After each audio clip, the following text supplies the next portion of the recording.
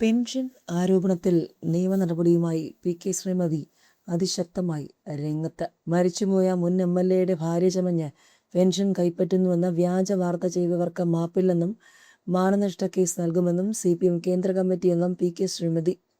വാർത്ത നൽകിയ പലരും വിളിച്ച് കാലിൽ വീണ് മാപ്പ് ചോദിക്കുന്നുവെന്നും ശ്രീമതി പറഞ്ഞു. അങ്ങനെയൊരു എം.എൽ.എ ഉണ്ടോ എന്ന് തന്നെ തനിക്കറിയില്ല. അധ്യാപന രംഗത്ത് പ്രവർത്തിച്ച തന്നെക്കുറിച്ചാണ് ഇങ്ങനെ പറയുന്നത്. എത്ര വൃത്തികെട്ട രീതിയിലാണ് പ്രചാരണം നടക്കുന്നത്. അതുകൊണ്ടാണ് നിങ്ങളുടെ മുൻപാകെ വന്നത്. പി.കെ. ശശിക്കെതിരായ പീഡനാരോപണത്തെക്കുറിച്ച് പറയുമ്പോൾ തീവ്രത എന്ന വാക്ക് താൻ ഉപയോഗിച്ചിട്ടില്ല. ഈ വ്യാജ പ്രചാരണം കാലങ്ങളായി നടക്കുന്നു. വ്യാജ വാർത്തയ്ക്കെതിരെ ജനാധിപത്യ മഹിളാ അസോസിയേഷൻ പ്രവർത്തകർ കണ്ണൂരിലെ സായാഹ്ന പത്രം ഓഫീസിലേക്ക് പ്രതിഷേധ മാർച്ച് നടത്തി. പത്രം മാപ്പ് പറയുകയും തിരുത്തി നൽകാമെന്ന് ഉറപ്പ് നൽകുകയും ചെയ്തതായി അസോസിയേഷൻ നേതാക്കൾ അറിയിച്ചു. തിരുവനന്തപുരത്ത് കണ്ണൂർ റെയിൽവേ സ്റ്റേഷനിൽ എത്തിയ പി.കെ. ശ്രീമതിക്ക് സഹപ്രവർത്തകർ സ്വീകരണം നൽകി.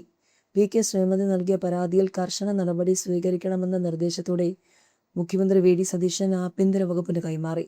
പരാതിയിന്മേൽ സൈബർ ഓപ്പറേഷൻസ് വിഭാഗം IGP പ്രകാശനാണ് അന്വേഷണ ചുമതല. കഴിഞ്ഞ ദിവസം തന്റെ നിരപരാധിത്വം വിശദമാക്കി AKG സെന്ററിൽ മാധ്യമങ്ങളോട് സംസാരിക്കുന്നതിനിടെ പി.കെ. ശ്രീമതി പൊട്ടിക്കരയുകയുണ്ടായി.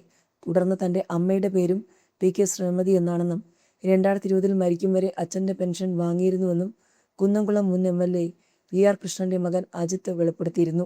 പി.കെ. ശ്രീമതി ടീച്ചർക്കെതിരെ ഉണ്ടായ വ്യാജ വാർത്ത പിതൃശൂന്യമെന്ന MP ജയരാജൻ.